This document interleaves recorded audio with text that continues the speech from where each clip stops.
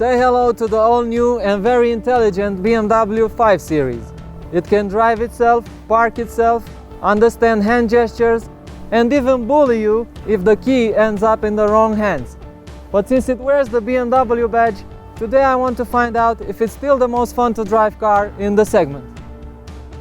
Stop, car!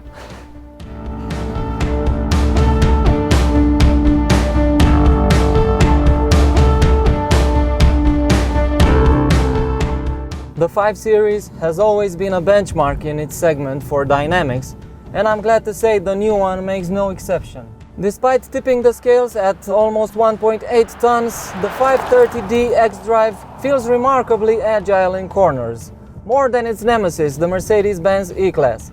To be honest, this particular car uses a trick to achieve that: rear-wheel steering.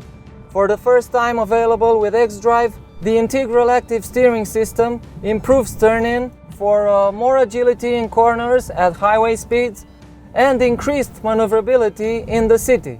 As for the steering, it's one of the most precise and communicative electric systems I've encountered. The standard suspension juggles handling and comfort like a pro, but it clearly favors a cushy ride. Comfort only suffers on very poor quality roads, particularly if you opt for the optional 19-inch wheels like this car has. BMW also offers adaptive dampers as optional equipment. However, if you live in a country with decent roads, I guarantee you won't be disappointed by the standard suspension.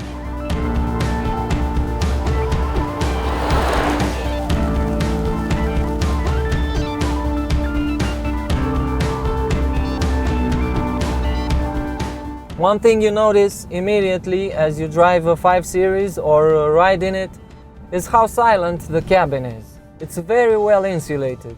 The suspension is also very quiet, soaking up bumps gracefully. These are minor details, I know, but it's what separates a regular car from a premium vehicle.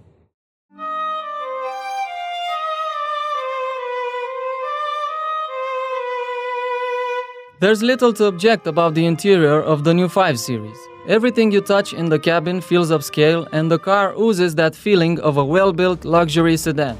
Taken separately, the materials and the fit and finish are upscale, but the interior as a whole doesn't look as special as the E-Class, for example. Styling-wise, it's just an evolution of the previous model. As for practicality, the latest generation 5 Series is slightly roomier than its predecessor where it counts, in the back that is. There's more legroom and knee room than before, and headroom is generous even for passengers over 6 feet tall, as long as you're not sitting in the middle. At 530 liters, cargo capacity is 10 liters bigger than in the previous 5 Series. The releases for the folding rear seats come in handy when there are bulky items to load, as does the lower boot seal. The optional comfort seats are very cozy and hug you tighter in corners if you select Sport mode. There's even a massage function, also optional, which makes long trips way more bearable than they should be. Just press a button here and you're good to go.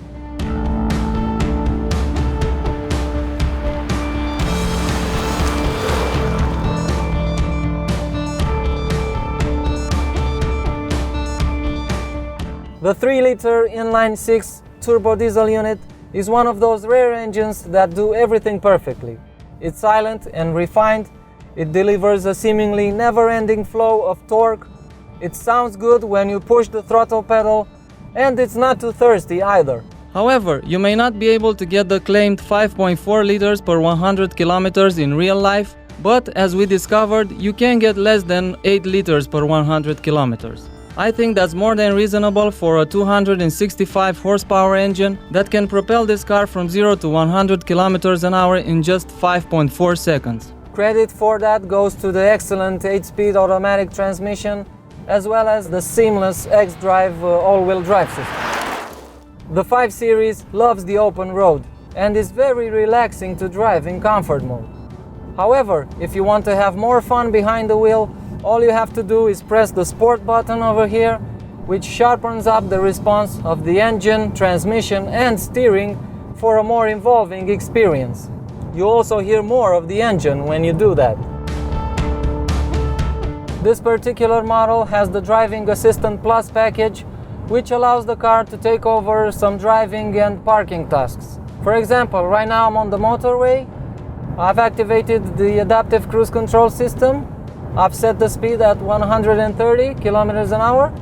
And I've also activated the lane keeping assist system, which maintains the car in the current lane. As you can see, I can do it without touching the steering wheel, but every 5 seconds or so the system requires me to put the hands on the steering wheel, otherwise it will deactivate. Basically, the 5 Series can drive itself in slow-moving traffic in the city, but especially on long motorway trips, where it makes life much easier for the driver. This semi-autonomous driving feature is similar to the one in the Mercedes-Benz E-Class, and I have to say, the 5 Series feels more confident, at least on the motorway. It doesn't wobble as much as the E-Class between the markings, as long as the markings are well laid out. Otherwise, the system will not see them and you'll be in big trouble. As with the 7 Series, the new 5 Series can park itself. Just press a button and wait for the car to do the job for you. Also, if you opt for the fancy smartphone-styled key, the car can be controlled in and out of a parking spot without anyone in the driver's seat.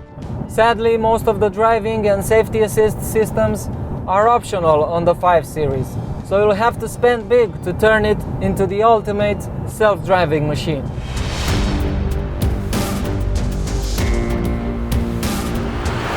If you're in the market for an executive sedan, the 5 Series should be at the top of your list. It's more fun to drive than the E-Class, and it does that without sacrificing ride quality.